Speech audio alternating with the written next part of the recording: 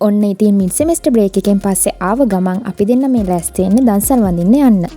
හා පුරා කියලා අපි ඉස්සලාම ගියා අයිස්ක්‍රීම් දන්සලකට. ඊළඟට අපි දෙන්න ගියේ ආප්ප දන්සලට.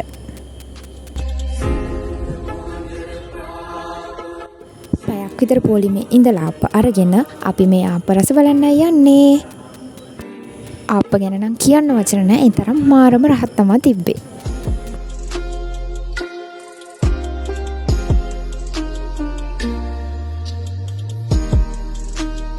ඊළඟට අපි දෙන්න යන්නේ මේ හිරු කහට එකක් බොන්න.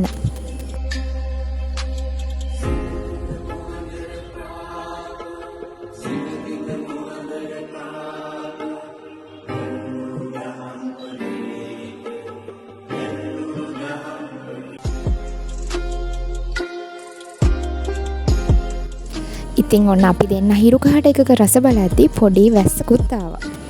ඒත් කෑමට වැස්ස බාධාවක් කරගන්න නැතුව අපි දෙන්න මේ ඊළඟට යන්න සැරසෙන්නේ සීනි සම්බල් සමග පාන් දන්සලට. තව ටිකක් ඉස්සරහට යනකොට අපිට ආයෙමත් අයිස්ක්‍රීම් දන්සලක් සෙට් වුණා. එතනින් අයිස්ක්‍රීම් වල රස බලලා අපි දෙන්න මේ ආයෙමත් යන්න තමයි සැරසෙන්නේ. පොඩි චැට් එකක් දාගෙන අපි දෙන්න එන ගමන් හිතුවේ අද දවස අපි හිතුව තරම් නරක නෑ කියලා. ඉතින් ඉක්මනටම අලුත් vlog එකකින් හමු වෙමු.